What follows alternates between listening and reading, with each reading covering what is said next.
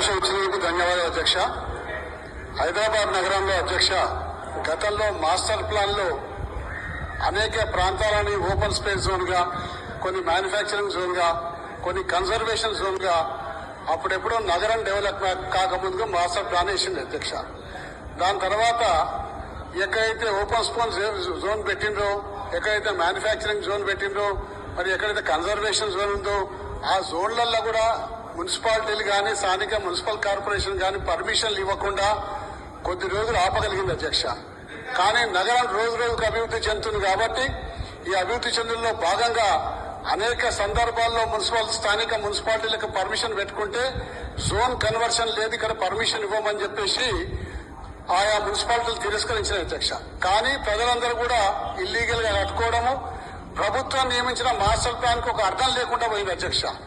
మా ప్రాంతంలో కాకుండా ఉప్పల్లో కానివ్వండి, మహేశ్వరంలో కానీ మన పెద్దలు సత్యనారాయణ రెడ్డి గారు కూడా మీ దృష్టికి తీసుకొచ్చిన నగరంలో అనేక నియోజకవర్గాల్లో ఈ సమస్య ఉంది అధ్యక్ష.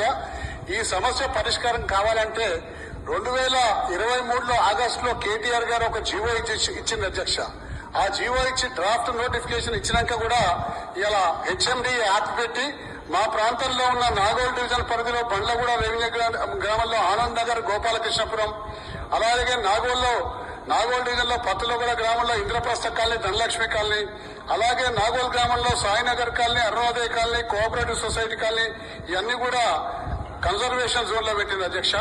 మరి కొన్ని కాలనీలని అధ్యక్ష లింగోజిగూడ డివిజన్ లోని కర్మన్ ఘాట్ గ్రామంలో శ్రీనివాస్ నగర్, భాగ్యనగర్, తపోవన్ కాలనీలో మ్యానుఫ్యాక్చరింగ్ జోన్ లో పెట్టిండ్రు. మరి కొత్తపేట పరిధిలోని రెవెన్యూ రామలింగేశ్వర కాలనీని ఏమో ఓపెన్ స్పేస్ జోన్ గా పెట్టిండ్రు. మరి హయత్ నగర్ లో వినాయక నగర్ కాలనీ, కొలం శివారెడ్డి కాలనీని కన్జర్వేషన్ జోన్ గా పెట్టిండ్రు. మరి బాగాయత్ నగర్ లో శ్రీరామ్ నగర్ కాలనీలో మరి దాన్ని కూడా కన్జర్వేషన్ లో పెట్టింది అధ్యక్ష. హయత్ నగర్ లో ఒక బీసీ కాలనీని దాన్ని కూడా కన్జర్వేషన్ లో పెట్టిండ్రు. దీనికి పర్మిషన్లు ఇస్తలేరు, బ్యాంకుల లోన్లు ఇస్తలేరు, ప్రజలను తీవ్రంగా ఇబ్బంది పెడుతుండ్రు.